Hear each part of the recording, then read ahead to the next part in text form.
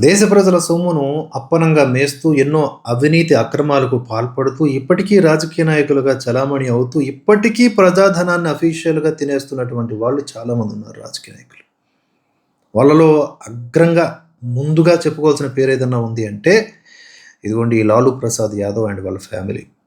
వీళ్ళు ఏకంగా పశువుల దానానే తిన్నారు. జైలు గూడా పోయారు. అయితే వీళ్ళకున్నటువంటి భద్రతా సిబ్బందిని ఇప్పుడు బీహార్ ప్రభుత్వం తొలగిస్తోంది. దానికి సంబంధించి వాళ్ళు నిరసన కూడా చేపట్టారు. ఒకసారి ఆ వార్త చూద్దాం. ఆర్‌జేడీ అధినేత లాలూ ప్రసాద్, ఆయన భార్య రబ్రీ దేవికి ఉన్నటువంటి జెడ్ ప్లస్ సెక్యూరిటీ అంట. దీన్ని ఇటీవలే బీహార్ ప్రభుత్వం ఉపసంహరించుకుంది. ఆ స్థానంలో బీహార్ ప్రత్యేక సాయుధ పోలీసులతో భద్రత కల్పించింది. సరిపోద్ది కదా! మీ వలన ఇంకెవరికన్నా ప్రాణహాని, ప్రమాదం ఉంది. మీకు ఇంకెవరి నుంచి ఉంది? జెడ్ ప్లస్ కేటగిరీ అంటే దానికి ఎంత ఖర్చవుతుంది? ఎంత ధనం, ప్రజాధనం వృధా అవుతుంది.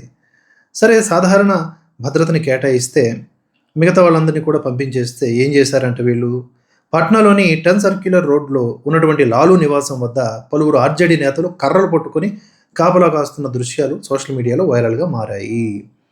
కర్రలు కాకపోతే ఇంకా ఇంకేదన్నా పట్టుకొని మీరు కాపలా కాయండి, అది మీ పని. కానీ మిమ్మల్ని కాపలా కాయడానికి మా సొమ్మెందుకు మేము పెట్టాలి అనేది చాలామంది స్పందన. బీహార్ ప్రతిపక్ష నేత హోదాలో ఉన్న లాలూ కుమారుడు తేజస్వి యాదవ్‌కు ఉన్న వై+ భద్రతను, అలాగే ఎంపీ మిసా భారతికి ఉన్నటువంటి భద్రతను యథావిధిగా కొనసాగించనున్నట్లుగా బీహార్ ప్రభుత్వం వెల్లడించింది.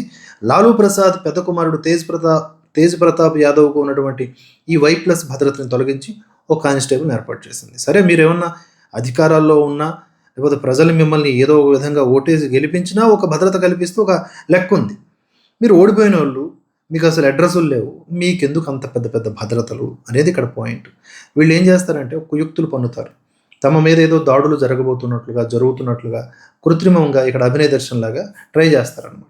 అప్పుడు మళ్ళీ ఏదో ఒక కోర్టు ద్వారానో ఆర్డర్‌లు తీసేసుకొని ఈ భద్రతని ఏర్పాటు చేసుకుంటారు. మీకంత సొమ్ముంది గదా! డబ్బుంది గదా! ప్రైవేట్ సెక్యూరిటీని ఏర్పాటు చేసుకోండి. ఎవరు కాదన్నారు? సో, ఇలా జరుగుతోంది ఈ బీహార్‌లో. ఈ వీళ్ళ దరిద్రం ఎప్పుడు పోతుందో ఇప్పటికీ అర్థం కాదు.